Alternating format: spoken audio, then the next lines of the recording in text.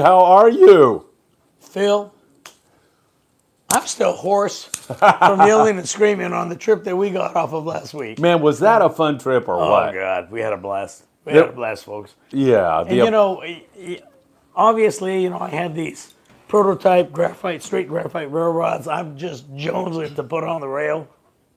Well, you can tell I lost my voice. I wasn't a little excited. It's been a week, and I still lost my voice. you may not make it through this show. Yeah, well, we'll try. I'll have to give you sign languages and stuff like that. Yeah, But, right. Nevertheless, we had just a blast. And you, as a fisherman, you just have to be compelled to, hey, you take whatever the skippers know best. I know from being in that position, yeah, you want to get people tuna, but guess what? The reality was it just didn't happen. It looks like that stuff's popping now, which is great. But, the alternative was going to Clemente, fishing the yellows over there. Just had a blast. And I forget back at this time of the year, when I was running boats, I was at Clemente almost every day, and, I just miss it. It was just a blast fishing the yellows and the calicos over there. And then we came back the second day, and, we had the squid, and we got some squid that night. And we just had a phenomenal mixed day of fishing between some real, beautiful yellowtail that we got that were probably, what was they, pushing 30-something pounds? That one Travis caught was 33 pounds. 33. I mean, It was a beautiful gorgeous fish. wasn't The it? sea bass was, what, 38 or something? Yeah. And I had a 25-pound halibut. That was a gorgeous flatty. Just quality fish and a great time with a great bunch of people. And we can never forget, that's the best part of it. Yes. The company you're keeping, the laughs. It's just it makes a tremendous, a memorable trip. And on the Apollo, my hats off to Greg and the crew and their operation. Everything was phenomenal. And I got to tell you what, the food, baby, that was off the charts. Richie, man, was he Off the charts. I walked in and called him a cook, and then I stopped myself. He said, "Hey, I'm sorry, chef." Chef, Right? absolutely. Yeah, right. Phenomenal. And I missed the crab. I was so full from that days, and I missed the crab cakes and everything else. The crab cakes and salmon. I slept through that. Killed me. But no, everything was phenomenal. Danny, hey, it didn't go to waste. I ate it for you. Oh, hey, you took them for the team. Thank you, Phil. Appreciate that. You made a point just a second ago about the people that were on the trip. We've managed to attract a really wonderful group of people. There's no fighting. Everybody's like pulling for everybody else. What a great group of people. Yeah. Unbelievable. I loved it. They were all awesome. Yep. Made new friends. I mean, and that's what it's all about. That's what this is all about. Noli, who you met. You sat in the galley and talked to Noli for quite some time. Yes. He came up to me and said, "Man, if we don't catch a fish on this trip, if anything bad happens, it's all worth it because Danny Kadota's in there sharing all this knowledge with me, and I am soaking it up. I'm loving it," he said. He's a great fisherman too. He is. Don't kid. He's kidding himself. He's very, very humble. He's a great fisherman. He's a very humble guy Yeah. and a lovely guy, man. Yeah. It was just a great group of people too. Truly. Everybody got along. I mean, it was perfect. So we'll get into that a little bit. Yeah. Let me read you a couple comments. Sure. Steve Bermuda says, "Danny, have you ever run twilight fishing trips? It's that time of the year again." We did, but there were more fun trips. Most of the things that I ran, we were chartered. Yeah. So it was mostly overnight runs. And if I had my preference, I'd shoot for Clemente as opposed to Catalina, unless we knew it was going on in Catalina. You guys are going to forgive my voice. That came from the trip. I get a little excited and start screaming and yelling out of excitement. But that explains how good the trip is. Oh, absolutely. Yeah. And I don't know that we're going to make it past 7:30 tonight. We'll see how Danny's voice holds up. But we'll do our best. He's got a cup of coffee. I'll run and get him another one anytime he needs one. But what a trip that was. It was great. Wow. Sal Nunez. Sal, it's really good to see you, my friend. Thank you, Phil and Danny, for all the knowledge and the great community you have shared. Cheers. Sal, that means a lot to both Danny and I. Sal, another guy. Just the beginning, Sal. I mean, from time to time, and Phil and I just talked a little while ago.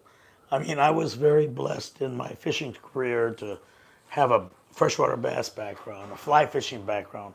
And what I'm going to tell you is when you're implementing any of the other facets of fishing into your saltwater fishing, a lot of it applies at different times. You just have to pick and choose when you could, institute it. And there's a lot of times if you start looking at things like drop shotting and things like that, even that's implemented in fly fishing. You know, bass fishing started with a dropper loop. But I mean, there's so many things that cross over that can be implemented in different areas of fishing. And it's up to you as a fisherman to recognize that and grasp it. I mean, we use sliding sinkers and, we use them for bass when we were first starting to bass fish. There's a lot of things that went on that we could utilize in other facets of fishing. And that open mind is, where and when to use that, that's what gives you an edge. You got to just keep trying different things. If something's not working, you keep trying things. And it's got to go through that head, and it's got to, like a computer, it's got to, okay, I've seen this situation before. This is what I probably should try. You try it, sometimes it works, sometimes it doesn't, and you go on to the next mode. But, sitting around with the same bait, same weight, same line size, whatever it might be, isn't going to do it. And I could tell Phil, like, when we got to Clemente, and I saw this fish, the yellows rolling around, we weren't getting them on stuff when we had live squid. Even with the live squid, I'm just watching the way the fish are moving. I dropped down, and I think I fished 25 with it. But I got a nice dean. I used one of my special light hooks here, one of these gummies on those, and I was able to get one on a fly line dean. Now, I was telling Phil, these hooks, like for albacore fishing and for these fish under like 30 pounds, I actually had to fish up to 40 on these. But these are these gamakatsus. The hook, a number 2, with the ring, weighs 350 milligrams. How many of you folks ever weighed out your hooks? A straight number 2 mustad, okay, 9174, 450 milligrams. You and I can't feel that 100 milligrams difference, but I guarantee you a Chovy or a Dean, it does make a difference with them, and it makes a difference in performance. So, your bite percentage is way better because they take off like you can't believe because they're not hindered by the weight. All right, good stuff. Cue Ball says, Danny, congratulations on that nice fish you caught. Nice halibut. Good trip, killer. Isaac says, good evening, gentlemen. Can you guys give me an idea of how to plan a trip around the moon phase? Talk how the moon phase was messing up the fishing. And then Cue Ball, I'll just give you what he said about it, Danny, and then we'll turn to you, the pro. But Cue Ball says a week before and a week after the full moon as a rule. I think that's pretty good advice, but I'm going to turn to you in a second. And but he says, but when they're biting, they're biting. So sometimes the moon phase is irrelevant, and other times, I don't know. What would you tell Isaac? Isaac, it's really funny. I fished with my grandparents since I was 4 years old, and my grandfather did not like fishing the full moon. But as I started fishing myself, and as I got older, and particularly in my bass fishing, the movement of the fish around the full moon was tremendous. And there was times when I'd fish a 7-day stretch, and in that 7 days, I might have 2 awesome days, 3 mediocre days, and 2 tough days. So unless you fish them, you'll never know. So I can't put any hard and fast rules on that. But like when I was fishing those trophy fish, those big bass, that was my prime time to fish. And that would have been from December, January, February, and March, where I fished those full moon stages, sometimes all 7 days, depending on how the bite was going. And so, I don't necessarily believe that because Well, you would know. I don't you've put been any fishing all rules these down. years. Yeah, and it's just being in the right place, right time, current going the right way, the wind. You get all these different factors that you factor into it, and when they all line up right, the current's going right, everything, bingo. If Yeah. you're in the right place at the right time.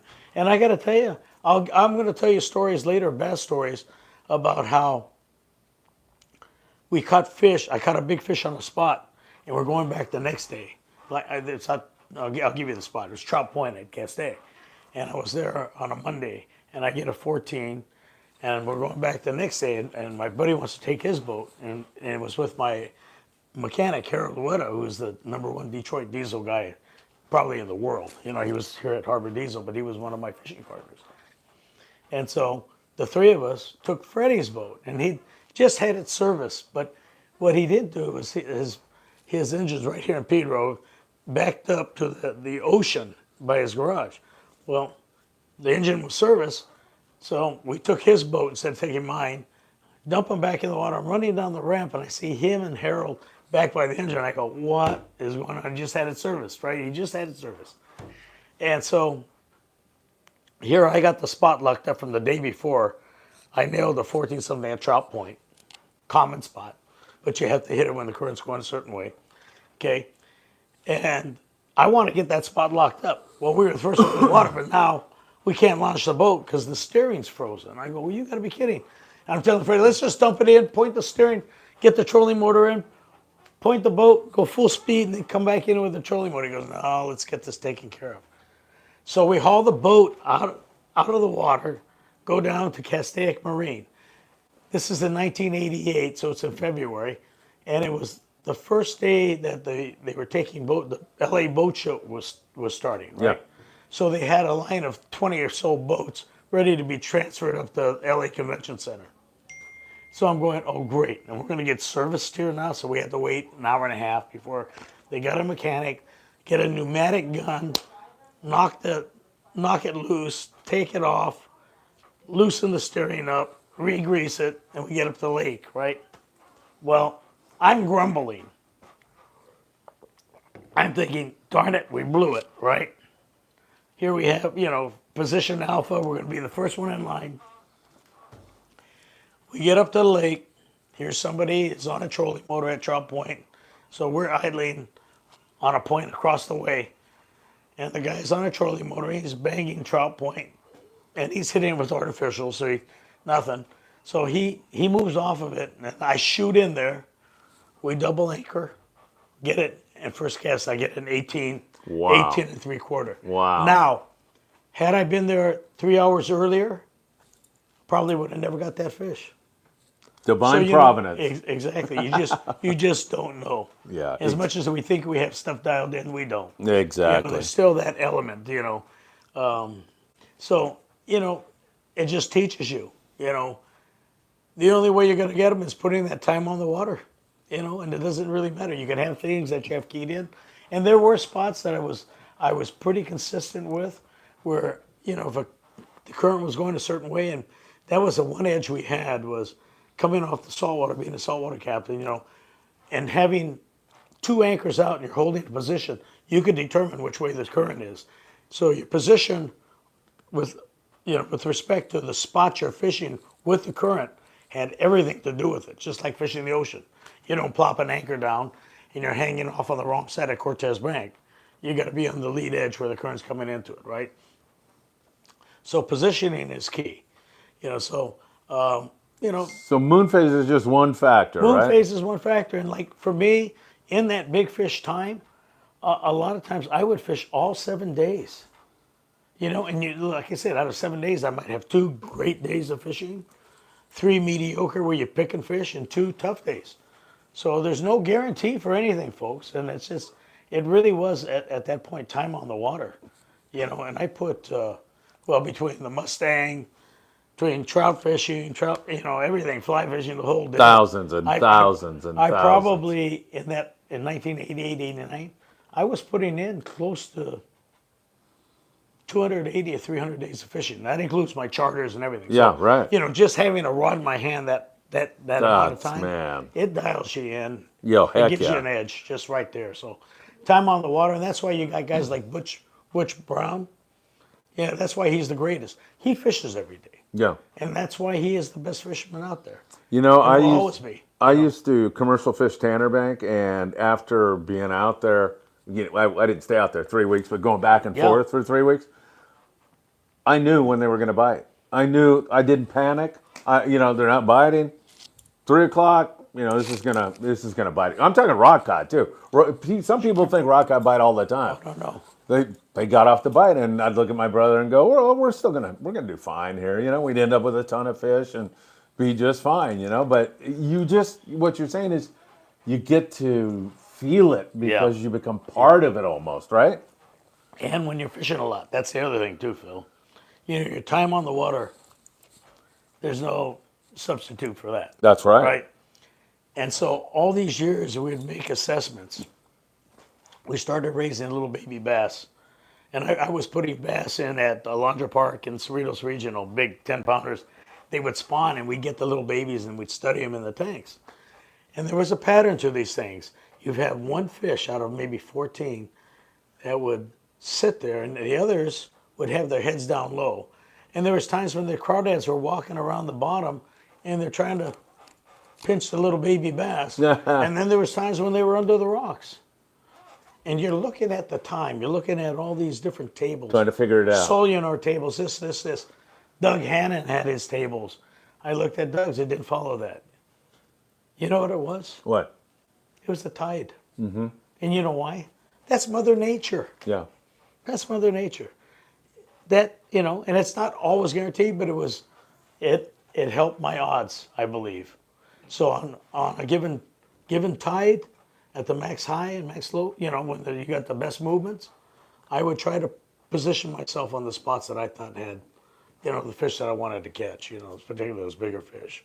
All right, sounds good, Danny. 540 Slinger. That is my friend and your friend, Jeff Yeomans. Jeff, always good to see you. He says good evening, Phil and Danny. Jeff, all my best to you. Daniel Lightfoot. I'm not sure if it's Daniel or Michael Limon or both those guys, but it's good to see you guys. Good evening, Phil and Danny. You know the young boy that Pat Whitaker was talking about when he was in here? Yes.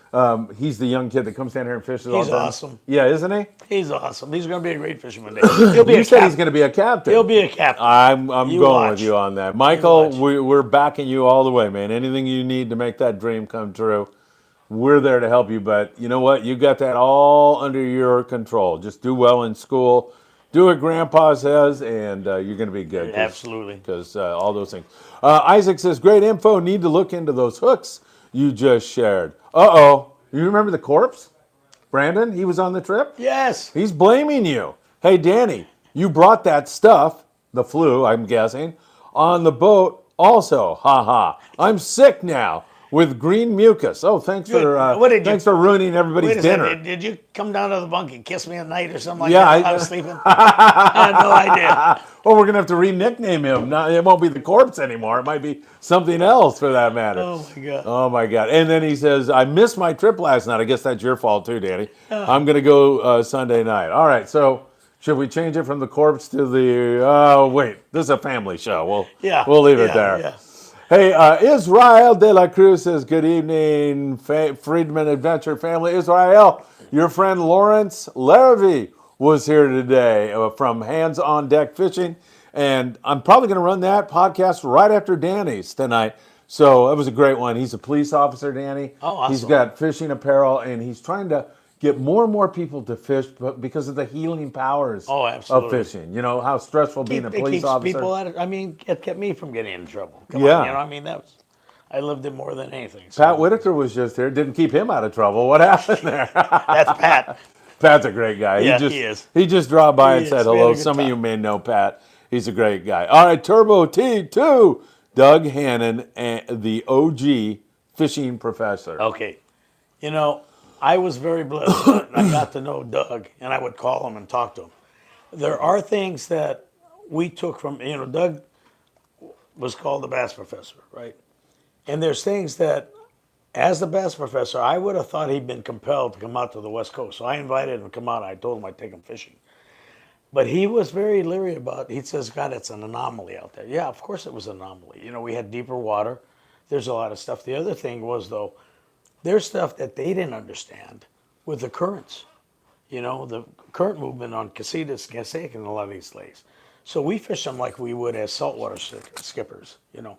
The other thing was bait. One thing Doug gave me that was absolutely key that I implemented all those years was he had a camouflage system. Now, this is before he sponsored Triple Fish. Triple Fish was a camouflage line with a bunch of different colors, okay? It was okay. The problem was I didn't like the line because there was stretch. I was using Trilene XT because it had a very low stretch factor. It mic'd out even though it was 10 pound, it mic'd out for 17 pounds. But there was no stretch on it. It was clear. So here's what I did. This is the one thing, the biggest thing that Doug taught me that I gained from this is the camouflaging of the line. And what it was he would take, I think I mentioned this once before, you take the hook, bring it all the way back from the tip, string it up, put it back at the reel. I'd pinch the line together. So from the hook up about 2.5, 3 inches, I'd pinch the two lines together, I'd mark green, leave 3 inches clear, 3 inches green, all the way up to the tip. So you have this variegated green and clear line, right? So when I first went into the pool next door, I put a mask on, I'm looking down, and I'll be darned, you know when it's clear? The light transfers down that line. But when it's broken up with the gradients of the green, you could not see it. Wow. So in my head, if I can't see it, I'm thinking the fish probably can't see it. Right. That's one of the things that I implemented all those years that I think probably had something to do with some of the success, the fishing. The one thing and then he also had stuff that he would tell me about how the bass respond. He fished a lot. Most of his big fish came on shiners out of shallow water in Florida. And I always thought he'd be compelled to learn about our fishery. But he said it's a real anomaly, which it was.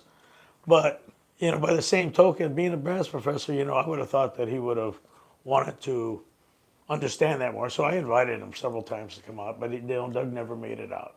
But there's a lot of that stuff, particularly the camouflaging line that I got from him that worked very well. All right, very good. Hey, I want to let you all know that the Freedom is going Sunday night, and they still have a little bit of room here at 22nd Street Landing. The Yellows have been biting at San Clemente Island. The Amigos headed back in with 9 yellows today. They did get booted out of the island by the Navy, so they didn't get a fair shot at it. But the other day they had 54 yellowtail. Freedom 310-832-8304, and also Ventura Sport Fishing.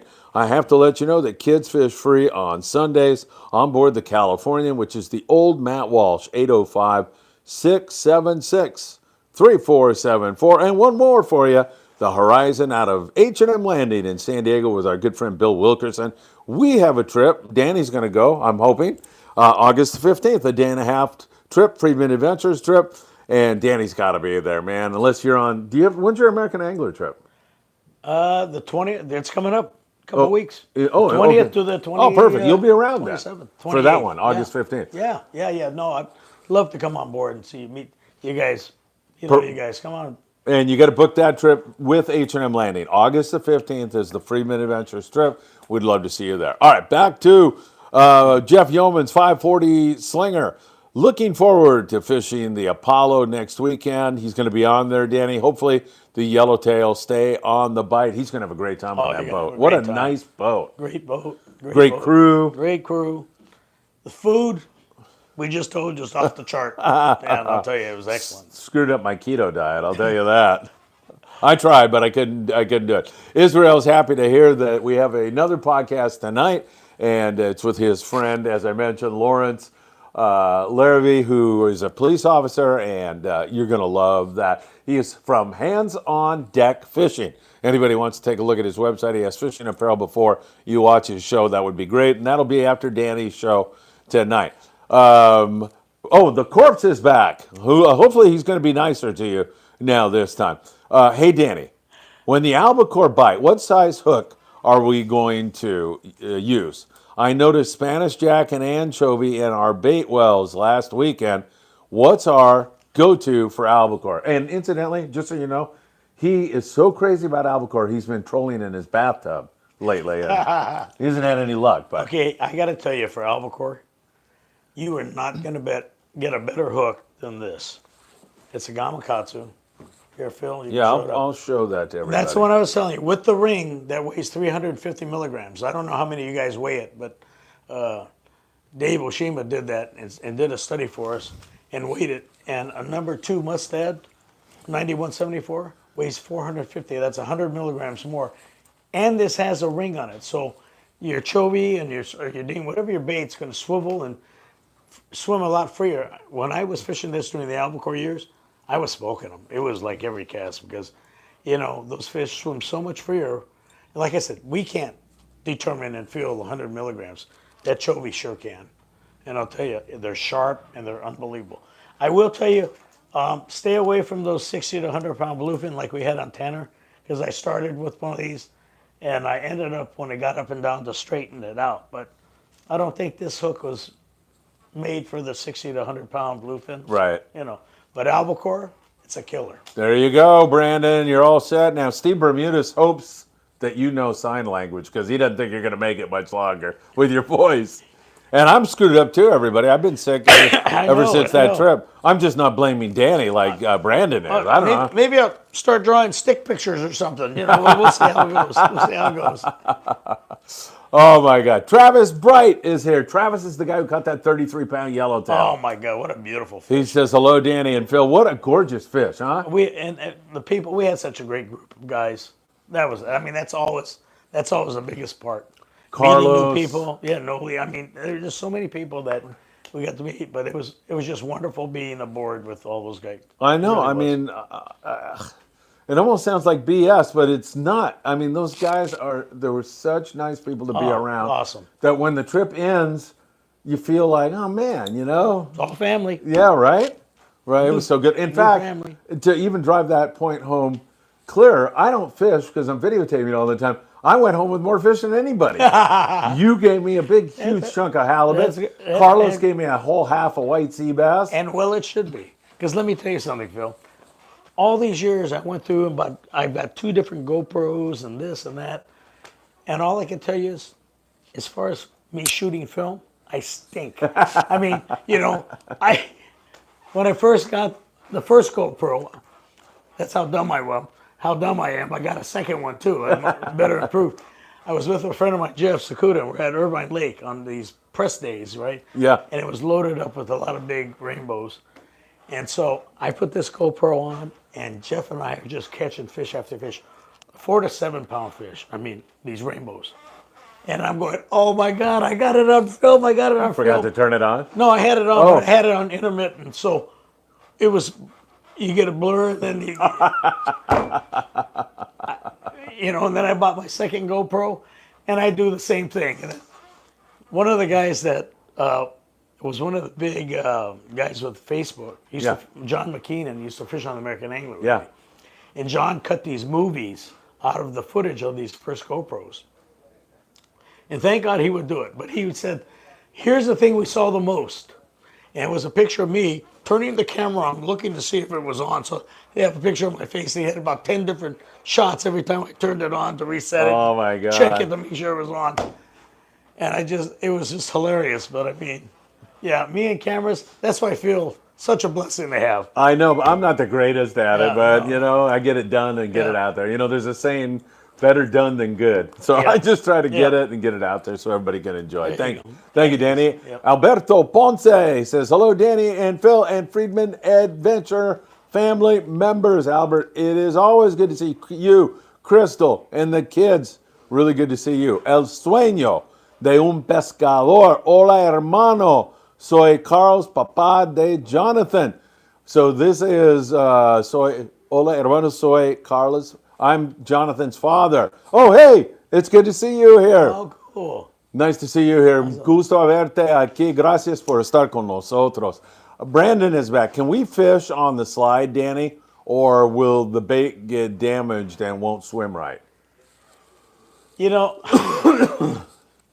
used to be a time when, getting in early was a good thing. But, for me nowadays, it's better that, if the kids on the tank are leading those fish correctly, that they're throwing ones, steady ones, and you're watching the fish come up the line. And once the boat stops, then you hit them with a scoop. And if those things, they'll go right to the corner. Depending on the way the boat drifts, it's way better to wait until the boat's shut down than to have everybody bid out on the slide. Because your fish are now extended away from the boat. The radius is further. If you can keep those fish to the boat, even if you unbutton one, if the bait's going in on the corner, it's going to keep that school of fish around the boat. It's not going to impact it the same way. So, good stuff. All right, very, very good. Brandon says, laughing out loud, Travis was freaking mad when he thought it would be in the headline, San Diego with a 50-pounder. Travis is awesome. Ha ha. Hey, Brandon, what are you trying to do? Rain on Travis's parade? He catches a 33-pound yellowtail, and Brandon wants him to feel bad because some guy caught a 50-pounder on the half-day boat. I say celebrate both of them. What do you say, Danny? Absolutely. I mean, they're great. They're great fish. Man, this flu that you gave him has got his absolutely. brain all screwed up. Let me tell you. Just kidding. All right. Isaac, Amazon bought some of the hooks. Thanks, Danny. Dan, you can't have any. LOL. So he just bought some hooks right now. So that's great. Hey, by the way, everybody, hit that like button. There's a lot of you out there watching Danny's show tonight. Like button, Danny and I would both deeply appreciate it. Blue Skies, hello, Danny. What's a good method of setting up a knife jig for quick changing of knife jig swivel to main line split ring? Quick changing? Yeah. You know, I'm sorry. I'll just retie every time. Yeah. I'm not using a swivel system. They have some of the big heavy duty clips that you could use that they're like a scissor clip, you know, that they're super strong. Yes. But I just don't. I still use a direct tie, you know, and I'll put it on a swivel, a ball bearing swivel, a heavy one, you know. So there's certain thing about some of my equipment I'm very funny about, and I'm very old fashioned about, but I stay with what works for me all these years, and it's just using a heavy duty. I used a lot of the Spro swivels because they were the strongest per size, you know, for the weight and size, you know, and I was, you know, big on a lot of their hardware. Yeah. Perfect. Turbo T2 just sent us $5. Thank you so very much. you. We deeply appreciate it. About saltwater line, what brand and line type do you use as a reference standard for line diameter relative to pound strength ratings, mono and fluoro? Let me tell you, because Russ Eiser was my sea daddy, and I think I went through this story before about how his original Eiser line was not a copolymer. And before you go, who Yeah. was Russ Eiser? There might be people out there who don't know. You know, Russ Eiser, what a great man he was. And for an older guy, he didn't have that know-it-all thing, you know. He was unbelievably smart, but he was always eager to listen. He was a captain He of was a sport captain, he boats. had the first string, but Yeah. he had a lot of boats, the Peace, the Indian, a lot of those boats before it, Yeah. charter boats, and just a great captain. But he's the father of Spectra, folks. He's the reason why, you know, he changed the game for all of us. And I was blessed to be around him. I fished his earlier prototypes when he had Kevlar, and I cut my hand up with the Kevlar because it's very abrasive. Then he went to 3 and 4 carrier Spectras, which was crude, but it worked. But, you know, it was tough because you had to cross it and pack it on with a lot of pressure because it would dig into the line. It would dig into the spool, you know. But, you know, when he first came out with Spiderwire, picked it up, sponsored us, and that's what started it. Yeah. I can remember actually going down to Dallas, and we were at a ASA show, I think, when we unleashed it again. I think it was 92 or something like that. And, you know, it was received by a lot of people, and then a lot of people had their thumbs down. And those guys that had their thumbs down, I know all you guys. I'm going to leave you out of it, save you the embarrassment. But, you know, he was really a great innovator. And the man, even with his own original line, and here's a perfect example. Here's an older man that was willing to listen to, criticism. Which is great. And it wasn't mean. It was constructive criticism. And he chartered the Mustang, and he'd have his whole group, the Eiser group, on the boat. And I can remember one time he had this long rod, and he was way ahead of us with long rods. And I was fishing 5.5-foot bass rods because I was freshwater bass fishing a lot. And he says, "Danny, try this rod." So I cast out with his rod, and I hang a fish, and I start to bounce. It's about 4.5 pounds maybe, and it bounces. The line snaps. I go, "Russ, this line is crap." And this was his original Eiser line. And he goes, "What do you mean this line is crap?" I said, "It's 15 pound, and it snaps on a little calico." He says, "What, breaks right at 15?" I go, "Russ, none of us are concerned about IGFA records, number one. You know, right after that, he went out and sourced the line with, and I don't want to disclose the company, but and it's now the first string. And that copolymer, I've been using that brand since that time. I don't think I've lost a fish on the line itself. It's phenomenal. And I have some line that is probably 20-something years old. It still does not break. So all of you that think, you have to have, I have it in the big, there are bulk spools in boxes in my shed, but it's gone through summer after summer, probably 20-something years or more, and it does not break, folks. So it's amazing. So Eiser line, I deserve, I credit Russ with all that.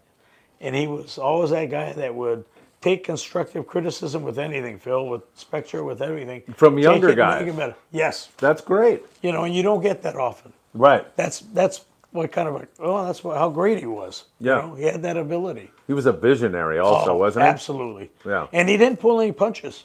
I guarantee you, if Russ Eiser was here, we would not have closures and we would not have all these things. Because he used to go up to the fishing game guys and just lay into them. And I remember when he drugged me up to meetings to contest different things. He did not pull any punches, and man, we miss him. He reminds me of you. You don't pull any This punches. industry, well, we need it in his honor. But he was right on all those things, Phil. How about Eiser's Reef? I mean, he single-handedly, Okay. right? Perfect deal. We had this huge viaduct real close there at 22nd Street land. Big concrete viaduct.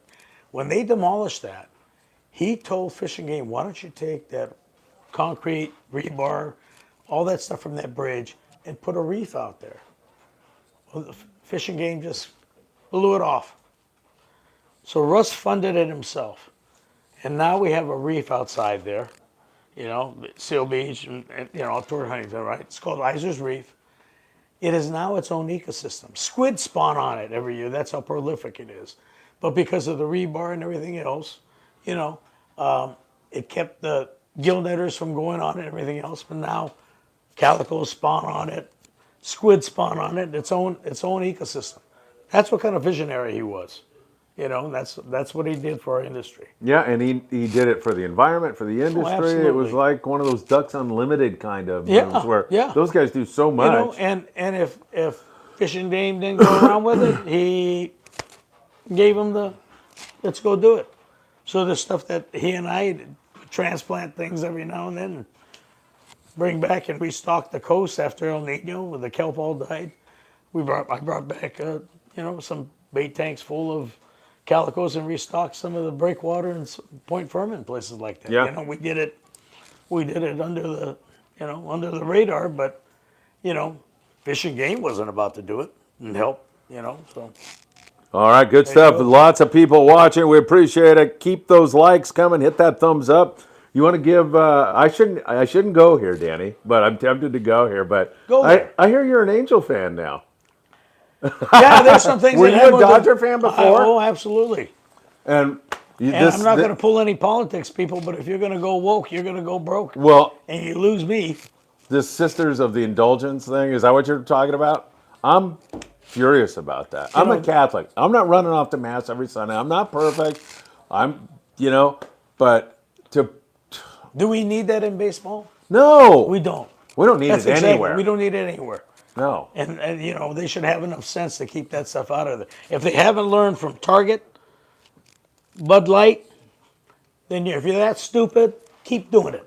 And that's on a financial. Go broke. That's on a financial level. On another level, there's a lot of people, Catholics, Christians, absolutely, who hold those beliefs very high. Oh, absolutely. And you got these morons making fun of all of that. I mean, yeah. Well, I'm sorry. It's pathetic. I'm sorry. Then it's turnabout time, and I'm gonna turn it back on you guys. My dad took me to Dodger games, and I've always been a Dodger fan. I'm a friggin' Angel fan now. Me too. I'm really angry about it. Well, we shouldn't get into that. I Sorry. gotta say half the time the reason why I went to Dodger games was Dad says, well, you want a Dodger dog or you want to go to Tommy's Hamburgers after? Well, yeah. Tommy's, baby. I don't know what's up, man. All right, Mia Var says, hello, guys. Hello, Mia. Nice to have you here with us. Cue Ball says, I like the new Eiserline Grace smoke stuff. It casts well on the jig stick also. Travis Bright says, Boycott the Dodgers. Look what we started here now. Cue Ball says, that Dodger crap is disgusting. What the F? Just wow. Yeah, I mean, it's unbelievable. So we got to stick to our fishing, guys. I think we, as much as we can, we got control of this. And I don't think we need to let any knuckleheads come in and get in our business. right, exactly. We're a family deal. That's what we want. We want. I'd love to see that at all. Everybody embrace that on all the boats, landings, everybody. Where we have a certain level where you're not afraid to bring anybody on the boat. And it should be at that professional level. Absolutely. Turbo T2, very cool. Eiser line. Triple X is my go-to line if it's mono. Eiser line is on my reels. But don't forget about the question, please. What was the answer first string? So he asked, going back to his question, what brand and type line do you use as a reference standard for line diameter relative to pound strength ratings, mono and fluoro? Yes. And I think it is, right? It Your is, answer is it first is string. actually, yeah, the first string. Yeah. And it's a it was one of the early copolymers, but that did make a huge difference, between the old stuff that they had originally extruded off his original Eiser line. And like I said, but his standards were broke. He wanted to break at a certain line class.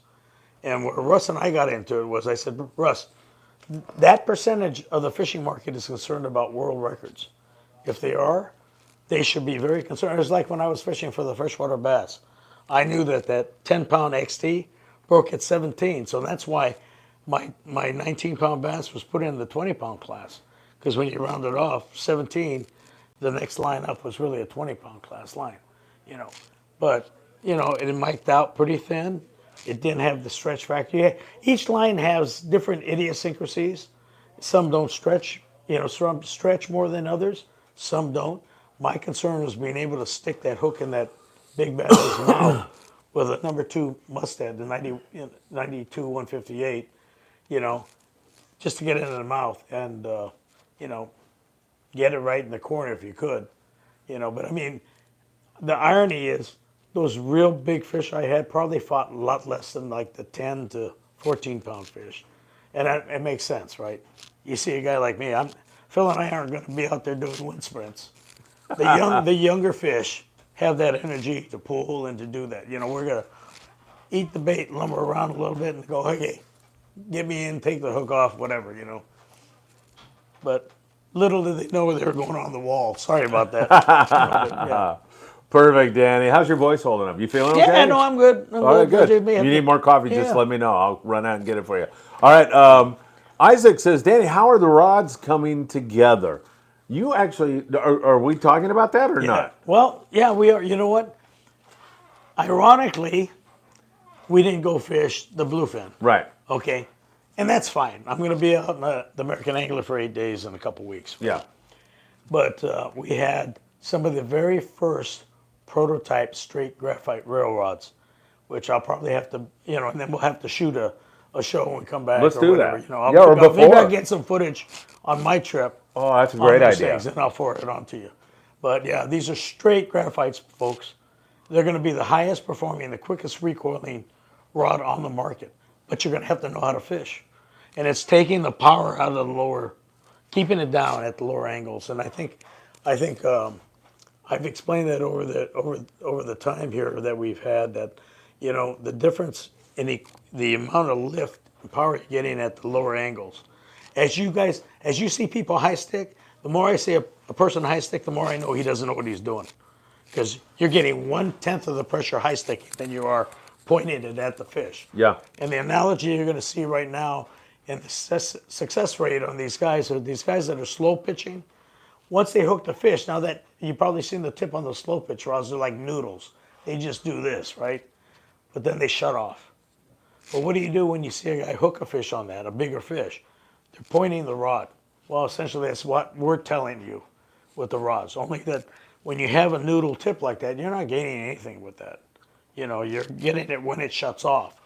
But when you have straight graphite and it's recoiling, so much faster than fiberglass or composite. It's not even funny. So if you're timing the rock of the boat, and that's what it is, folks, you have to be cognizant of the wind direction, the rock of the boat, your drift, the whole deal. When you can put all that together, implementing, a 2-speed reel now with, a straight graphite rod, you're going to put the fish on so much faster. They're never going to get a chance to get their head down. So keep in mind, every time that fish hits his tail, if his head's pointed up, he's going to kick up. It's up to you to keep up with it. So you're keeping up with the stroke, right? So if you're doing this and this, well, when you're doing this, and if it gets its head down and takes a kick, people, it's taking drag on you. And it gets its head down. You don't want to pull its head. You don't want to pull back when its head's down because you're putting more pressure on it. You're also chewing into its teeth, perhaps. So there's a lot of things that you got to do. So if you keep that constant pressure and you just keep them coming using the swells, using the rock of the boat to do the lifting, but keeping the maximum pressure down at about 30 degrees, you're going to put on this fish a lot quicker, people. Plus, you're keeping it right in front of you. So there's a lot of huge pluses in fishing it like that. Okay? And I think we should actually do an instructional video on exactly how to do that. We will definitely You go out on your Mech and Angler trip, and then we'll integrate that video in. And Brian Wynn just did a thing on the mechanics and science, and he's talking the same thing you're talking. You know what? I'll have one of the crew members. I'll grab my phone, charge it up, make sure they have a shot of me when I'm right, and that way I could walk you guys through it. Exactly. All right. Cue Ball says, I'm cool. Ducks, or this is Brandon, the corpse, may come up with a new nickname since he's kissing Danny in his sleep and catching the flu at night. Hey, Danny, how often do you see short bites during the albacore years? I got a short bite on the way home from Catalina on our trip. He tried to blame me for he thought I threw the reel in freeze-fall with the clicker on. And I was taking pictures of you guys with your big fish. And I don't know if it rolled over some kelp or it got short bit or whatever, but it got bit for a second. And so he wants to know, what does he want to know? Do you see a lot of short bites in albacore season? Okay, in an albacore season, call a hookup. I watch skippers before. I'm not naming anybody. I watch skippers, unless they hung it on the jig lines, they wouldn't stop. Well, guess what? That short bite's telling you there's a fish there. Yeah. So if you yell hookup and you get some bait on it right away, it gives you an opportunity to get that bunch of fish coming up toward the surface. So, a short bite to me, it's a stop. And there's an opportunity. I've seen short bites turn into wide open bites. So I never, ever neglect a short bite. We're going to fish it like it is a stop.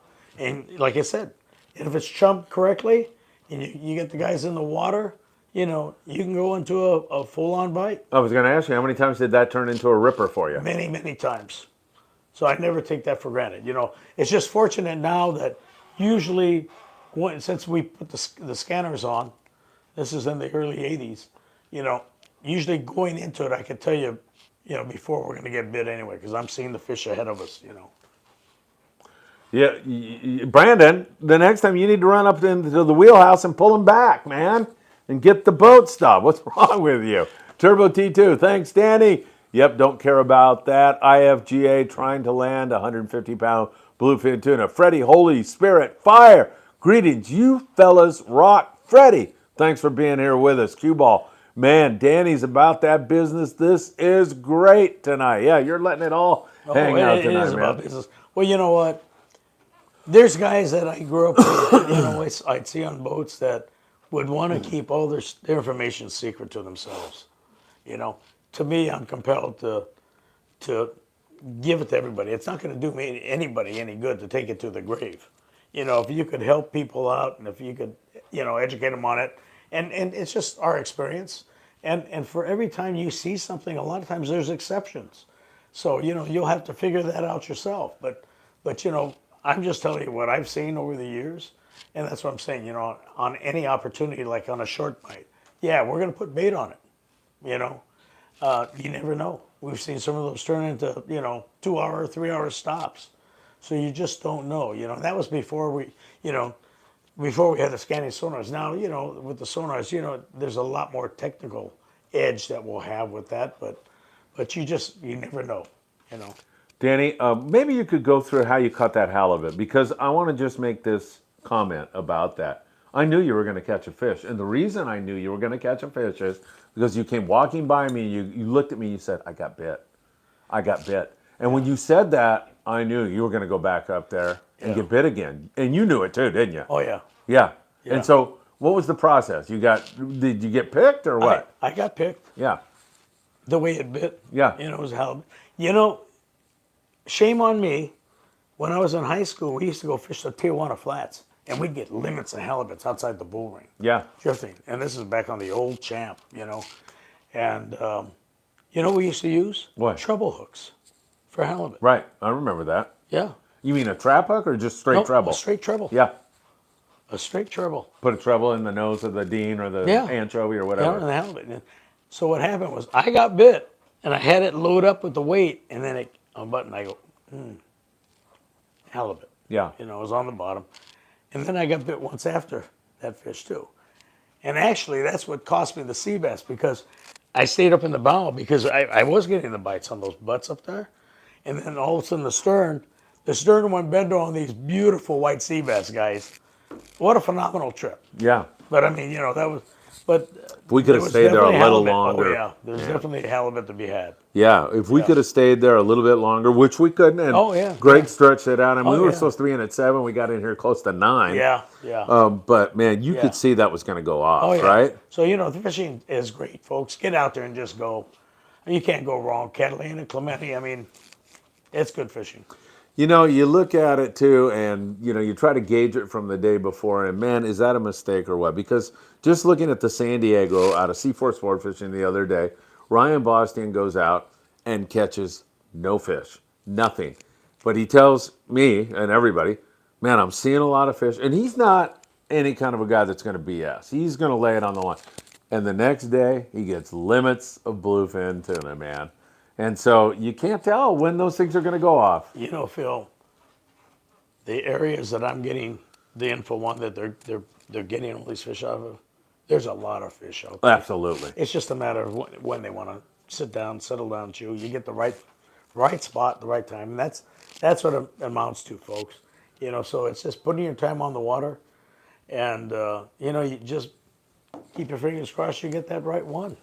Absolutely. You know, generally it's been the bigger fish at night, but you just never know. You know, I mean, if you could pick away during the day, more power to you.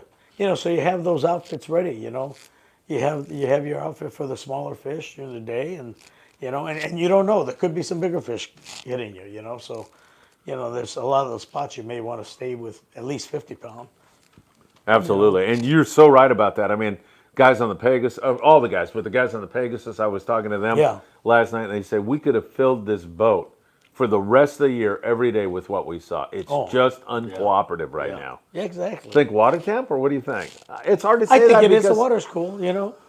You know what I like is about that Pat's talking about that little fish that were called anchovies. You know, and that's a key thing for that other thing that's out there that has. Oh, I was going to get into that with you right now. You want me to get into it? Well, we're starting to see that amount of bait too, I think. You know, well, let's see. I still say I think we're going to see them. Tommy Holland, talking to him. You talk to Tommy And I've every talked once in a while. to Tommy, He's been in the business for a long time. He tells me that he thinks this next week we're going to be catching some albacore. Now, that might be a little early, but he's plugged in. He's talking to a lot of commercial guys, and they're looking at those edges. They're looking at what we have in terms of water temperature right now. I look at the stuff like the bait, like I said, like, you know, the amount of chovy. Pat's talking about going out and making chovy right now. Yeah. Well, guess what? That's a key element. It is. And boy, the water, I mean, now it's like 62, 63. Man, that's exactly what you want, right? Well, that's the reason why these albies were hanging up north, you know, for the last few years. Yeah. Right? Exactly. Brandon says, hey, listen, now, you know, I think he's feeling bad about blaming you for getting him sick. I have a pizza coming for you guys in 45 minutes. Oh, you are the man. He is the man. I hope you're still there, Danny and Phil. If not, we'll be giving it to the employees at 22nd Street Landing. Oh, we're not giving it to Tony. You know what? Janelle maybe, Let me but see not how Tony. much coffee. Yeah, I'm gonna need a little bit more so I can keep talking. Hey, even if we end the show, we can sit here for 20 minutes for the pizza to arrive, Absolutely. right? Brandon, thank you so very much. Thank you. Very Thank thoughtful of you. Steve Bermuda said on the morning briefing, you mentioned Barracuda. What landing got the Barracuda? So there was some Barracuda taken out at Catalina Island. I forget. I think it was the Enterprise, Steve. It's been a long day. I can't remember. There's been some private boater catches, little spots. I was talking to Freddie, who was on the Monte Carlo, old fisherman, and fishes all the time, and he was saying any day now. And he's one of those guys that's been doing this year after year after year. He's a very knowledgeable guy. He feels like any time now. I do too, man. I think we're going to, yeah. You know, I used to love it when we used to go fuel the boat, and we take the Mustang out of here and go around the corner. We fuel at Yankovic, but a lot of times we would detour outside to the Horseshoe, and the whole fleet would be out there on the Barracuda. And you know, here you got just my crew, and we all had jig sticks, and we go out there and we would just have a blast. We didn't even have bait. We just get in the lineup on the shoe with all those guys and whale away on the cudas. You know, it was just a blast. I don't know if there's anything more fun than catching gar on the iron, man. It's so fun, isn't it? Yeah, yeah. They're just slimy, stinky a little bit, you know, but yeah, you shake them off, you know. Yeah, right. And they're good, man. I mean, if you take care of them, they're good We eating. knew guys that loved them, so we did save them for those. Yeah, yeah. And one thing, sometimes the retrieve can be very slow when you get a bite on those things, right? Sometimes it's medium. You vary it until you figure it out. Yeah, but that's the whole thing with everything, folks. Figuring it out. You know, it's that retrieve. It's a certain one. Sometimes you'll swim a jig and then kick it a little bit, and you'll change the cadence. You know, you crank, and then a quick turn, and it does one of these, and that's when they'll jump out a lot of times. Hey, true. Yeah. Thank you all for joining us tonight. There's a whole bunch of people watching. Thank you for all the likes. If you haven't hit that like button, please do so right now. Danny, I had a video up from the guys up there on the CJ out of Cisco's. I don't know if you saw it, but man, that guy was like hyping it up. Like, hey, we got 3 going, we got 5. And they had sea bass, and he was fun to listen to. And it was fishing all over right now. It was really great to watch him. Yeah. Turbo T2, Danny, do you personally use mono top shots for bluefin tuna? If so, do you use wind-on leaders to your bite leaders? If not, how do you rig your reels? I'm going to tell you something. Last year when we had all the captains on the trip on the Freedom, these captains, we got out to Tanner, and they started eating immediately. And I'm looking at like 20, 25-pound fish, right? So it's ideal for fishing light hooks, you know, and fishing the Deans and stuff. And the problem was I just got back from fishing on the Angler. And when you're fishing long range, you get a little spoiled sometimes. And I'm fishing short top shots of fluorocarbon to Spectra. You know, maybe 7, 8 feet. Because I was throwing a 9-foot rod. So I'm throwing outside of everybody. And generally, when I'm throwing that far, I get bit right away. But you know, I'm sitting here fishing with a bunch of old captains that had mono and probably fluoro on top of their mono. Okay? And so they're getting bit, and my Dean is taking off and speeding off, but I'm not getting bit. And it kept dawning on me, even with the 20-pound, they're seeing my Spectra. So I go to my 25 because I had a little bit of a mono top shot on that. Still too short. So my 30-pound, I had my fluorocarbon, a longer stretch of mono, I don't know, maybe 50 yards or so, and then Spectra. Well, from that time on, I was bit the whole time, and that was on 30-pound. In the process, I straightened out a couple hooks, you know, got chewed through on one, but, you know, I never hooked a small fish, Phil. You remember that? It was just crazy. Yeah, right. Things that were just, I go, oh, great. And they sit down, and they're doing this deal. But, you know, the hook had a lot to do with it. But I ended up going to a 4X 1/0 Mustad that was ringed because of the size of the fish that it evolved to. But, yeah, when you're fishing albacore and smaller fish, this is unbeatable.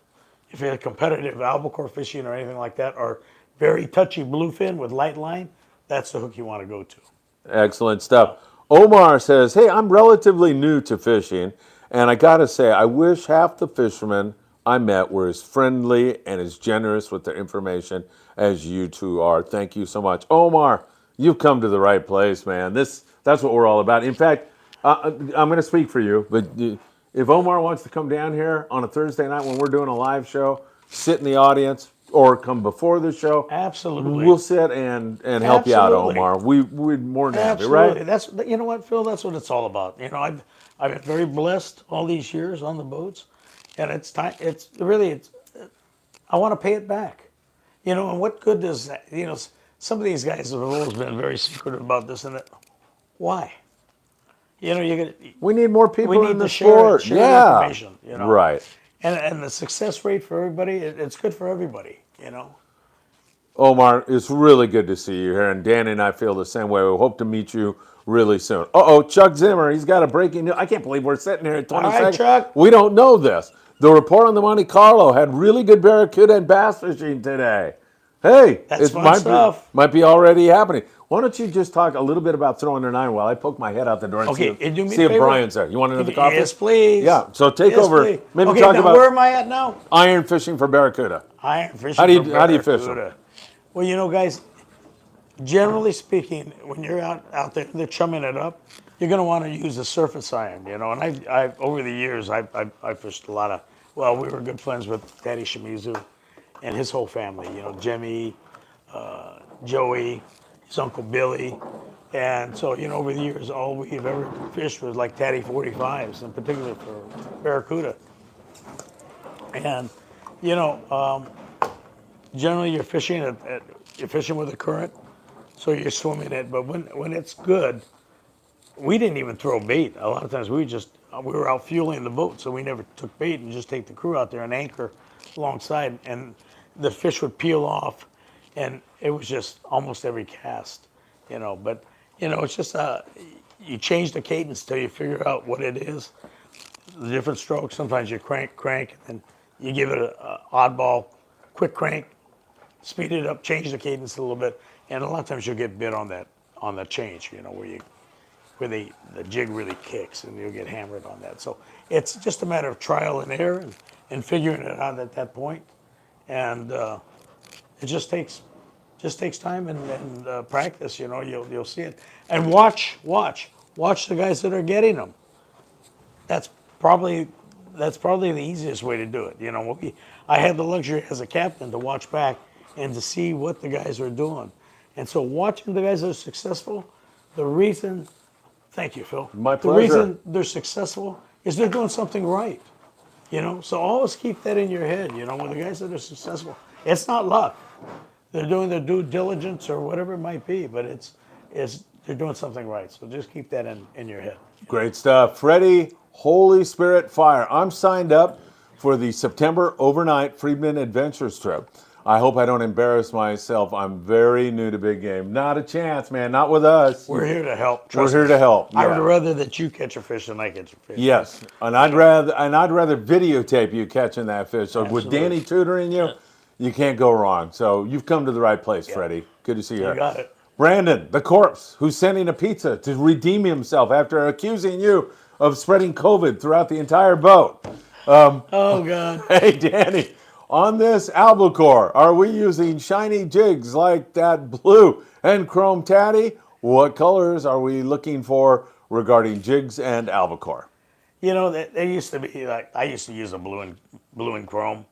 It's actually clear blue over the chrome. But yeah, and chrome was always the color for albacore. They're not as finicky, folks. When they start chewing like that, it's bar the door, Pretty much. Yeah. Yeah. Israel de la Cruz. Danny, what color jig do you like for barracuda? Do you have a preference? One of my favorite jigs of all, but it works for everything, is I use a blue, green, and white. And I like that for my yellowtail down on the ridge, for everything. Yeah. That's just always been one of my favorites. But trust me, I pretty much have everything there. I'll have like the olive greens with the red tail, what they call the bleeding soldier. there's, you're going to have array because it's going to change from time to time. And, you need somewhat of an assortment, but, you always stay with your go-tos. And more with the way you're swimming it, the way it's kicking in the water, finding the right angles in the lanes that they're eating at, you know. And they do that by watching, folks. You watch the guys that are catching them on the iron. There's something that they're doing, whether you're looking out there at the jig, you're not seeing, watch his hands. Okay? The cadence and the way that jig is kicking through the water. And that, a lot of times, that's where it's getting bit. So you got to watch, not just the jig, because you're not seeing this. You're not seeing the speed up and the stopping, the speed up and the spot, And if that's what's doing it, that's what you do. And you'll find there's a consistency to whatever method it is. So. Absolutely, 100%. Brandon is talking to Freddie, and he says, hey, the Friedman charter groups are by far the best. It's entirely family atmosphere. It's not hardcore. We all love everyone on these charters. Good comment. We had a blast. Right? Yeah. People are all awesome. Yeah. That's what it's about. And that is not to say, though, I don't want to mislead people that there's some guys on that boat that are real sticks. Oh, absolutely. Carlos, Nolan, Noli, and a bunch of Bert. Great fishermen. Really good fishermen. Great fishermen, But they're not jerks, right? Right? You know what? That was the best part. We all, go up to the bow, go anywhere you want, and there was always room to fish, and you were greeted anywhere by all the guys. Yeah, absolutely. I mean, it was like family. What can we say? It was a Friedman family. That's the family trips. Friedman Kadota family, whatever. Yeah. Better. Yeah. Hit that like button, everybody. Thanks for joining us tonight. Lots of people watching the show. Danny's voice is kind of holding up. My voice is kind of holding up. And we'll go a little bit longer here as long as we have a few more questions. It's great to be with you all. All right, Cue Ball, awesome community here. Our culture, family. Thank you, Cue Ball. You're absolutely right. Cue Ball, CUDA will go WFO like tuna. They're good practice for tuna fishing. Yeah, you know what they used to call those things? The poor man's wahoo. Yeah. And in a way, right? Oh, yeah. Yeah. But they're good practice for iron fishing. Absolutely. Guys like Jeff Yeomans, on a big long rod, 10-foot rod, there's nothing more fun than that. Nope, absolutely not. Yeah, it's good fun. Yeah, absolutely. Israel De La Cruz, Izzy, says, Freddie, I'll be on that trip. I'll help you out, or other people will lend a hand also. Israel is a very generous, wonderful person, great to have on our trips. And that is the Apollo, September 8th, as my memory serves me correct. So that's going to be a fun trip, overnight trip. And by September, man, I'll bet San Diego's going to be rocking. I love the fall fishing down there. Fall fishing. Fall fishing is my favorite. It Weather's normally the best, right? Absolutely. Yeah. Absolutely. Kids are back in school. Yeah, right? In Redondo, when I was a kid, the yellows never bit in the bay until the school bell rang. And then, man, it was Yellowtail City out at Rocky Point, Point Vicente, all those zones. Absolutely. 540 Slinger, and that is our friend Jeff Yeomans. If the Barracuda start to show up, we need a Friedman Adventures family open party, take over the Monte Carlo or Native Son. Yeah, we should do that. If this, I got to get the dope on this guard today because I heard Brian behind me. Brian works on the Monte Carlo, but we're doing a show. And but if I see him walk by, I'm going to haul him in here and have him. You can talk to him a little bit about what went on. But absolutely, Jeff. We are definitely going to do that. Brandon says, I'm still pissed off, Danny. Everyone got bit on that last stop for the sea bass. You remembered the bite, Danny. My jackass hooks a stupid baby barracuda. So he hooked a baby barracuda. I was heated and was mad. That's my luck, Danny. He's trying to blame himself on that. And I was trying to talk to him today and say, hey, that kind of thing happens. And let me tell you something. You know where I was when those white sea bass went off in the stern? I was in the bow still playing with the halibut. Yeah, it happens, right? Yeah, so don't be too hard on yourself, Brandon. It just happens. Brandon, if you're feeling really bad, I'll tell you how to get over it. Send another pizza down. That'll get you out of it. Yeah, that'll heal you. Cue Ball says, a Phil Friedman jig slinger's ball. I'm down, Cue Ball. Man, it'd be great to have you here. Yeah, we should just do like a jig. Go out and just mess the gar up, man. That would be so much fun. That would be a fun deal. That really would. Freddie, Holy Spitfire. He says thanks to Izzy for reaching out, and that's what Friedman Adventures is all about. So I'm going to look into this, man. I don't know how many gar they had today, but it's prime. The water, the anchovies, everything is prime for a barracuda bite. Yeah. You Yeah. agree? You know, it's almost like take your pick. Where do you want to go fish? I mean, the fishing is going off everywhere right now. It's prime time. I you agree. know. Chris Pro wants to know what you think, Danny. With the waters being so cold right now, and that's relatively speaking, it's probably 7 degrees cooler than it was last year, but it's very cool. It's a very cold water year so far. What do you think fishing would be like in early August? What will be happening then? Do you think the water will warm up and get those bluefin biting?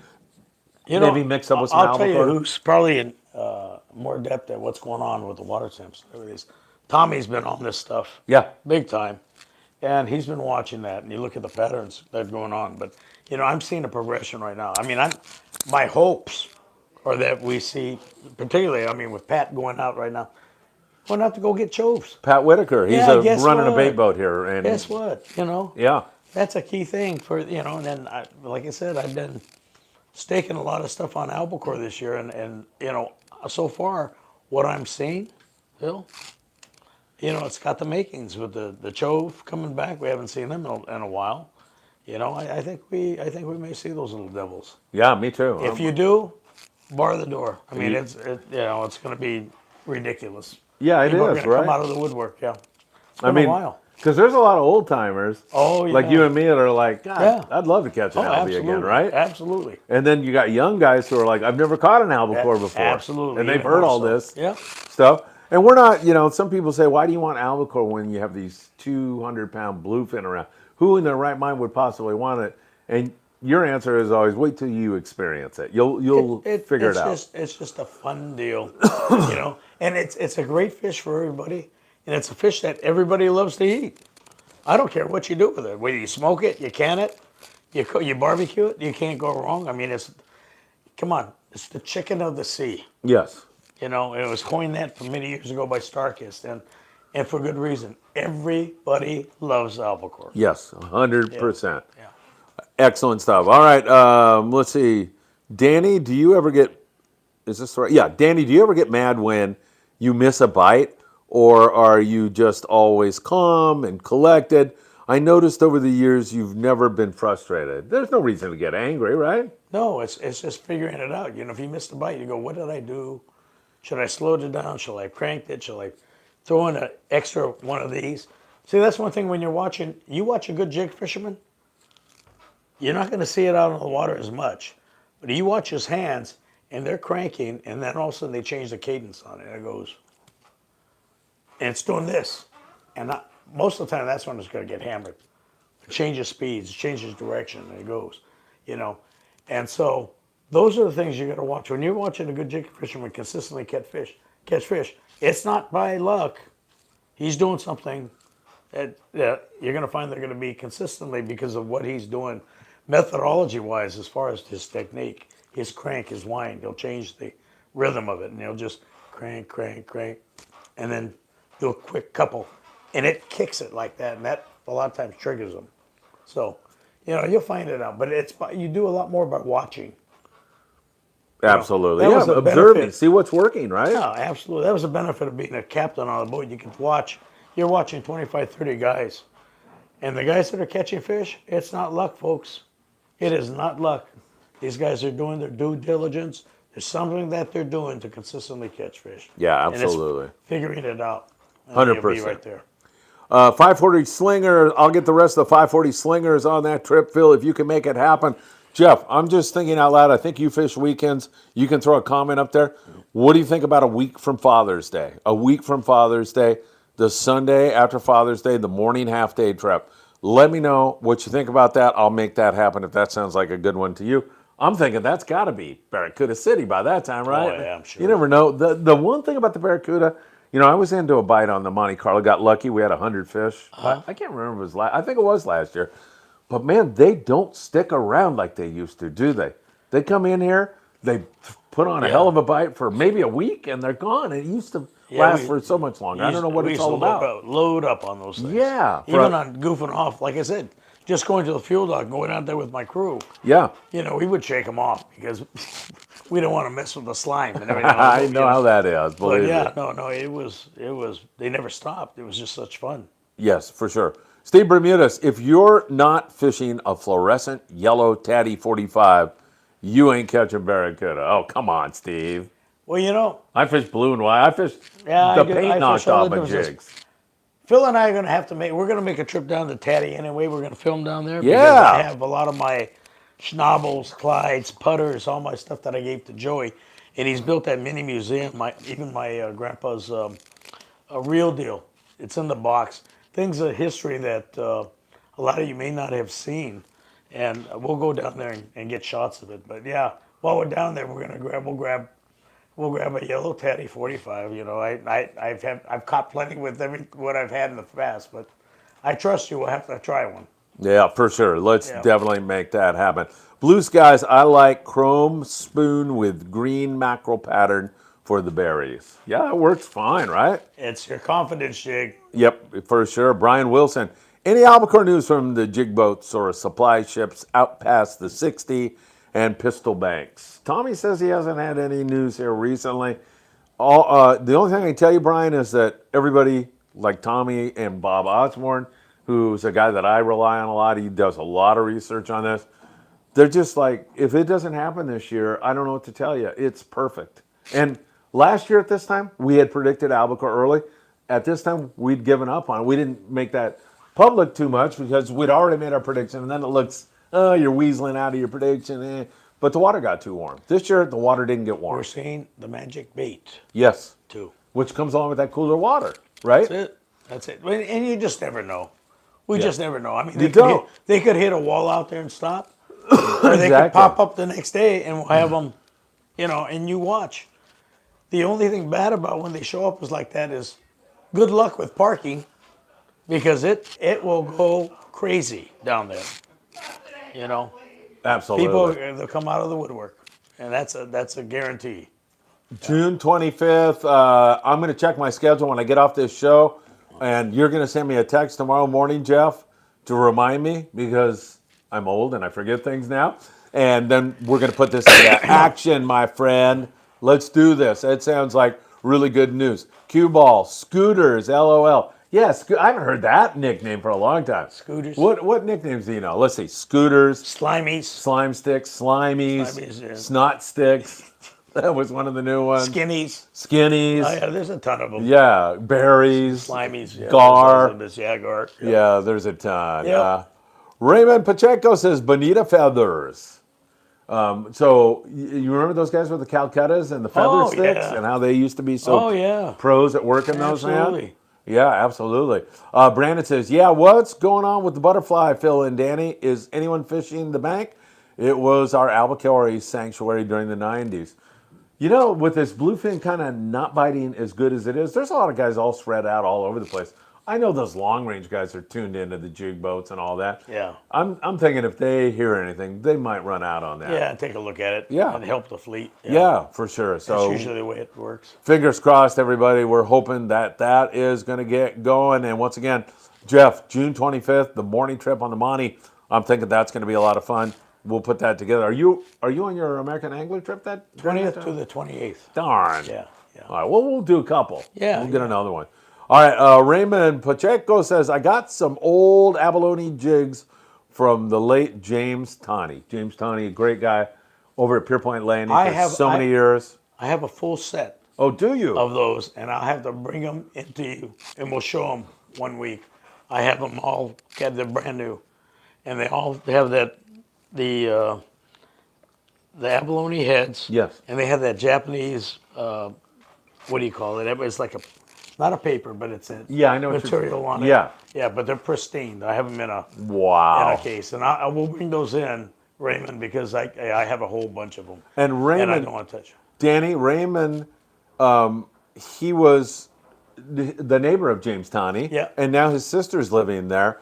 And he started Raymond Fishing. Oh, James my Taney. God. You had a good mentor. You did. James was a great fisherman. Something about James, I remember James telling me this. You may know this as a fact. I believe he told me he was born in one of the internment camps. Oh, I'm sure he was. Yeah. But I think his family, like a lot of others, were at Terminal Island. Uh-huh. So that's where the jigs came from. Yes. Those jigs are precious. And I put a lot of stuff in Joey's museum at Teddy. Yeah. I don't know if I put some of the tonies in there, but I got a full set, and I'll show them. I have them in tubes, and I'll bring them here. So we'll see them maybe next week, or they're albacore jigs. Yeah, right. Yeah. I just don't want to use them because they're precious. I know exactly what So you anyway, mean. But I'll bring them down. We get Raymond. Those things are collectible. All right, Raymond, thank you for Yes. sharing that. And Cue Ball's all excited about the possibility of that jig fishing trip on June 25th. We'll find out about that. Raymond says stovepipes. That's another one, right? Yeah. Stovepipes is another one. Brandon is back. Danny, do we need 4 rods for albacore? Because I've been trolling 1 rod. Should I do 2 Sunday trips?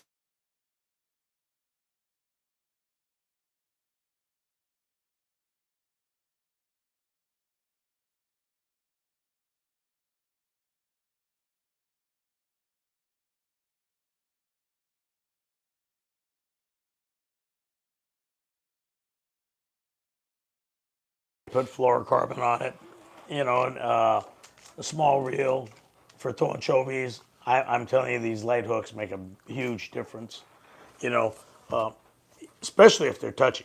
But I mean, they make a huge difference. They'll get bit every cast. You can jump from 20 to maybe 25, 30, and 40. You can jump, 20, 30, and 40 too. The equipment you need for albacore is a lot less than you do. It's a lot less sophisticated. Yeah. You do need to be able to fly line a chovy or something light. Possibly have a jig on their 40 when they really want to eat, and then your trolling rod if you're compelled to troll, So really, maybe 4 rods will do it at the most. You don't. It's a lot different from fishing the bluefin and then changing over to yellowtail when you're on a long range trip, going down, fishing the bank, fishing down the ridge, and you got to have an arsenal for your yo-yo, an arsenal for, and some of the stuff is backed up with, 2 80-pound or 80 or 100-pound sticks, depending on what you're going to utilize it for. Whether it's dropper loop fishing or fly lining a big bait. It's hard to say. So there's a lot more involved. Albacore fishing is a lot simpler, so it's a big difference. All right, we got about 9 more minutes to go because I can hear Danny's voice is just hanging on, and we appreciate you being here. Really, really great stuff. All right, Brian, I'm all over this, Brian, and I'll see what Danny thinks. I'm totally all over this. He says, let's do a 2 or 3 day albacore or bus charter. I don't know if we could get the interest because that's a ballsy move, pardon my language, but I think a 3 day, you might be able to get into some of those zones that would look good for Albie. Depends on the intel. Yeah. We'll see what the intel says. Yeah. But I love your spirit, Brian. Oh, absolutely. I'm going to go and calculate. Yeah, you could definitely be the hero. But I can tell you, we'll get info from the jig boats and stuff like that first for the most part. Yeah, and let's see where we go from here. I'll look into that a little bit, Brian, because, hey, I would love to be the guy after I shot my mouth off all these years to go out with you and catch some Albie for the first time. That would be really, really cool. Love it, Brian. Mark says, hi, Danny and Phil. Great to see you guys. Question, what's the best way to fish a lead head and sliding sinker in the Catalina Island shallows? Thanks, fellas. All right, so you're probably fishing a squid then, right? So, either a lead head squid or you can use a sliding sinker. Now, if I'm fishing the sea bass and things like that, there's a hook. I don't know if you can get a hold of it right now. It's called a True Turn. It's a cadmium, but you can get the 7/0 and 8/0. They're about that long, and they have a cam into it. And what happens is it just gives you that much room to thread the bait on. So it's a much bigger hook to bait ratio. And usually when you're fishing the squid, whether it's fresh dead or live, and I've always loved fresh dead almost better than live. Live comes off a lot easier. And, on those fish, once they get triggered on the squid, give me that hook to bait ratio. So you got a True Turn hook that's this long, and especially like I said, on 7/0 or 8/0. And I use those hooks specifically for sea bass fishing and for good calico fishing too. But then you change your egg sinker, or you can use a bullet head. It's all your preference, but it's just giving you a much bigger hook to bait ratio using that big hook for leadhead and squid. Yeah, perfect stuff. Cue Ball says, Brian, I like your style. Laughing out loud. He's the guy that wants to go albacore chart. I do too. I think it's awesome. Brandon says, is it a long soak, Phil and Danny? How often are we changing bait? Like, are we with this bluefin and yellowtail? What kind of soak are we doing with albacore? Are you changing your bait regularly? If I don't get bit right away, I change it. Yeah. I don't soak baits. I know. I don't soak baits. If your bait doesn't go down and away, a lot of times I'll just jerk it off and put a new bait on. You Yep. know. But yeah, you don't know if it's down and away. Usually it gets hammered. All right. Yeah. If we get off the air, Brandon says, don't worry about it. Your pizza's on the way, man. I might go off my keto again tonight with you, Danny. There you go. Ryder Guerrero. I think I saw Ryder on our YouTube channel leaving a comment today. Ryder, it's good to see you here, my friend. Thank you for joining us. Hey, Phil, love the show. Love you being here, Ryder. Thank you so very much. Do you think your trip will be this weekend? I'm trying to catch my first yellowtail or white sea bass. What do you think the odds will be good this weekend? It's hard to, so I do see, I looked at it and I think there's a little wind in some areas. You got to watch that, Ryder, for sure. But man, I mean, there's been such great Looks like fishing. it's good enough fishing. I think you got a good shot. Yeah, I don't know if you're thinking about the Freedom. He's got a trip Sunday night. It's a day and a half trip. Those guys have been all over it, Ryder. I think you'd have a very good chance. So, you got to watch the weather a little bit. I'll look at that. Don't miss the morning briefing. All you guys tomorrow, I'll cover that with you and take a look at it a little bit more. But I think Danny's right. You got a very, very good chance. Well, you can't get them if you're at home. So I mean, it's time on the water, folks. I hate to say it, but there's no guarantees. But with all the bait that were around with the squid and everything else, your odds are pretty darn good. Absolutely, 100%. Yeah, and all you guys who are listening, by the way, Chuck from the Redondo Rod and Gun Club said they had some barracuda on the Monte Carlo today. So I'd be looking at that, maybe get down here tomorrow morning, and maybe that barracuda bite's ready to go off. As I said on the morning briefing, I thought things were getting very, very close. Mike Trunk says he's watching from PP Island. Is Mike Trunk screwing around, or is he actually a military guy who's running all around? PP Island? PP Island. I think that's like a South Pacific island. Wow. You know where it is? Listen. It's right next to Poo Poo Island. No, just kidding. I'm not sure exactly, but where is that, Mike? Brian Wilson. Hey, he says, if we go on a 3-day albacore exploratory trip, the worst case is great food and great company. And now I even like you more, Brian. You're absolutely right, 100%. Oh, yeah. Danny, what do you say we wrap this up since there's no more Sounds good. questions? Your Sounds voice good. is starting to go. Okay, no, just go keep ahead. in mind one of the things that we were going to talk about, but you guys got us. No, that's fine. Remind me next week, but I'm going to talk about crossover fishing and the effect of fishing different species and different types of fishing that will help your fishing overall. I mean, I've even fly fished, believe it or not, and there's times when I like to fly fish, and it's actually more effective. I'll give you one example. Go ahead. When I went down to Guyana with Steve, and we're catching these huge arapaima, and we're throwing these lures. The problem with these fish is they're like a tarpon. They're very sensitive to sound. So, I was fishing with Pete Demers, and Pete and I are very Former competitive. LA Kings trainer. And we're very competitive. So we're banging the water with a cast. But the problem is you need to make a perfect cast. 3 feet past it, 3 feet in front of it, and because both of us are banging the water, those things will sink out. Steve told me to bring a fly rod. I go, yeah, right, I'm going to bring a fly rod for a 300-pound fish. You know what? He was right. And you have to understand that. And when I saw it, I go, oh, he wasn't kidding. Because you can lay it down very quietly, strip, and in that particular water, you're only fishing 4 to 6 feet of water. And there's weed lines. And if they start heading for the weed lines, one of the two guides in your boat will hop in the water, get in between the fish and the weed line, the fish will veer off. Wow. So it's very landable on a fly rod. You know, like That's crazy. I'm using a 12 to 14 weight, but I started and I was kicking myself. So don't ever underestimate, you know, the utilization of a different type of tool for a different use, regardless of the size. It's the size of the fish. You're going to go 'Cause into it a could lot have been more of done. this Oh, absolutely. later, or Yeah, we'll go into later stuff. Because your Now, voice is I shot. got Unless it. you want to go into it No, now. no. But I'm just going to talk about and remind me, people. I'm going to talk about a lot of crossover fishing, coming from different areas that my bass fishing, my trout fishing, whatever that we've implemented, and crossed it over into all different fields, including saltwater.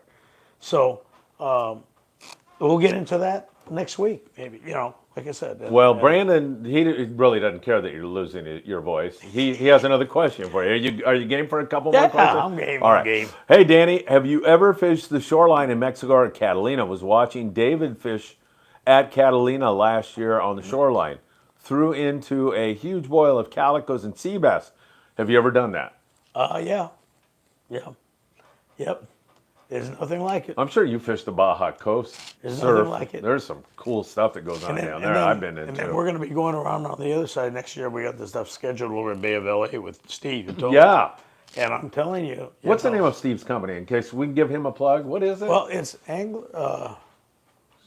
Maybe if you look Steve Anglers Yatomi. Travel Alliance. Yeah, I think it is. Yeah. Anglers Travel Alliance. Adventure Travel Alliance. But anyway, Steve Yatomi. Yatomi. Steve does all this homework for you.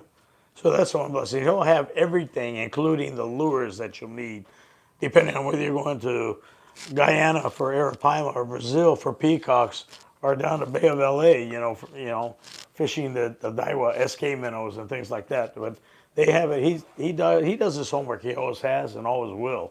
But he's on top of all that. So, And Danny, Yeah. he catches a bunch of fish and then he comes back and donates it Oh, my God. to people who really need it. They right? fed 150 people at a church down in Mexico. God with God stuff they bless catch. him. So you know what? It's just, and that's why he's blessed. Yeah. And I'm not kidding about that.